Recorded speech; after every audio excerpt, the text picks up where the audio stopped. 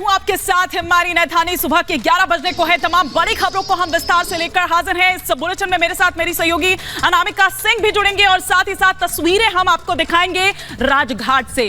राष्ट्रपिता महात्मा गांधी जिनकी आज 75वीं पुण्यतिथि है और विस्तार से तस्वीरें दिखा रही हैं आपको मेरी सहयोगी अनामिका।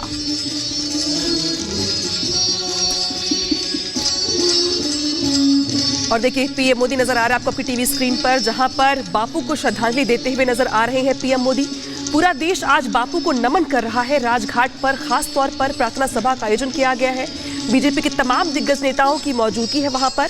दिल्ली की राजघाट पर प्रार्थना सभा चल रही है ये, जहां पर पीएम मोदी पहुंचे हुए हैं। उन्होंने बापू को श्रद्धांजलि दी और साथ ही देखिए आपकी जिस तरीके से आज पूरा देश बापू को नमन कर रहा है, बापू के दिए गए संदेशों को नमन कर रहा है, याद कर रहा है। और आज राजघाट पर भी प्रार्थना सभा का आयोजन किया गया है, जहां पर पीएम मोदी पहुंचे हैं। आपको टीवी स्क्रीन पर राजनाथ सिंह भी दिखाई दे रहे हैं। ये जूस और आइसक्रीम शॉप चलाते हैं और हर महीने 3 लाख तक कमाते हैं। आपको शुरू करना है, इनसे सीखना है तो फ्रीडम ऐप को अभी डाउनलोड कीजिए।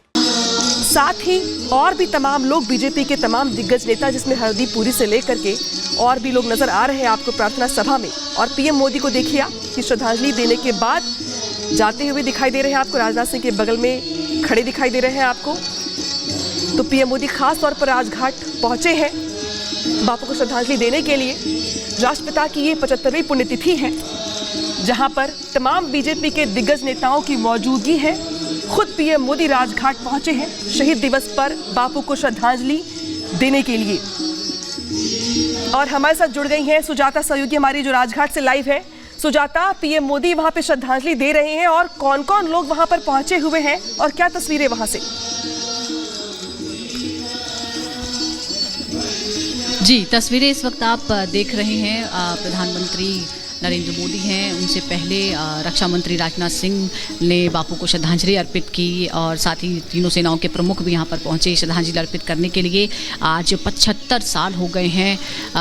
30 जनवरी 1948 के दिन बापू शहीद हुए थे, उनकी हत्या कर दी गई थी और उसके बाद से ही उनकी जब समाधि यहाँ बनाई गई तो एक तरह से एक तीर्थ स्थल है ये बन चुका। जो बापू की समाधि है, राजघाट है, वो तमाम ख़ास मौक़ों पर और वैसे भी जो भी लोग यहाँ पर आते हैं उनके लिए एक तीर्थ स्थल के समान है और लोग बापू को श्रद्धांजलि अर्पित करते हैं।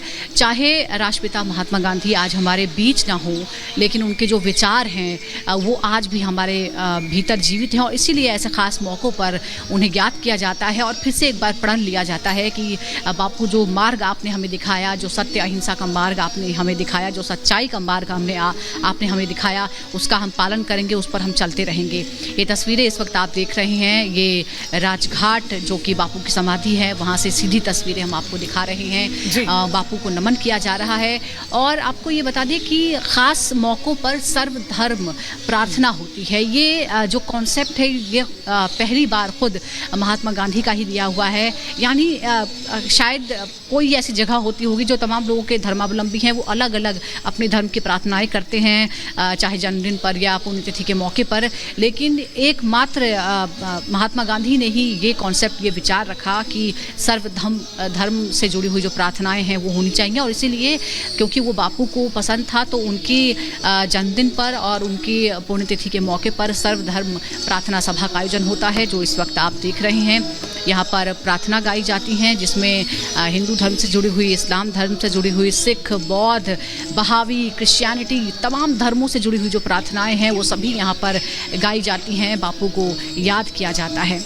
महात्मा गांधी जब तक जीवित रहे उन्होंने संघर्ष का मार्ग लोगों को दिखाया और उसके बाद पूरा जीवन अपनी सिर्फ स्वतंत्रता संग्राम में नहीं बल्कि मानव सेवा मात्र में ही, अगर हम उनके जीवन की शुरुआत के जो साउथ अफ्रीका में जब जोहान्सबर्ग में वो थे, टॉल्स्टॉय पार्क में जब वो रहा करते थे, तब वहाँ पे किस तरह से उन्होंने वहाँ के लोगों की सेवा की महामारी के दौरान। उसके बाद वो भारत आए, उसके बाद भारत में जगह जगह वो घूमे और उन्होंने जब असली भारत को जाना तो उन्होंने समझा कि जैसे भारत के बाकी लोग रहते हैं वो भी रहेंगे और उन्होंने प्रण लिया कि वो सिर्फ एक कपड़ा अपने तन पर पहनेंगे और सिर्फ एक धोती में ही पूरा जीवन उन्होंने अपना गुजार दिया। लेकिन बहुत ही आयरनी है, ये बहुत ही विडंबना है कि जिस व्यक्ति ने पूरे जीवन अहिंसा का पाठ दुनिया को पढ़ाया और पूरी दुनिया ने अहिंसा के महत्व को जाना, खुद हिंसा का शिकार हो गए। ये जूस और आइसक्रीम शॉप चलाते हैं और हर महीने 3 लाख तक कमाते हैं। आपको शुरू करना है, इनसे सीखना है, तो फ्रीडम ऐप को अभी डाउनलोड कीजिए।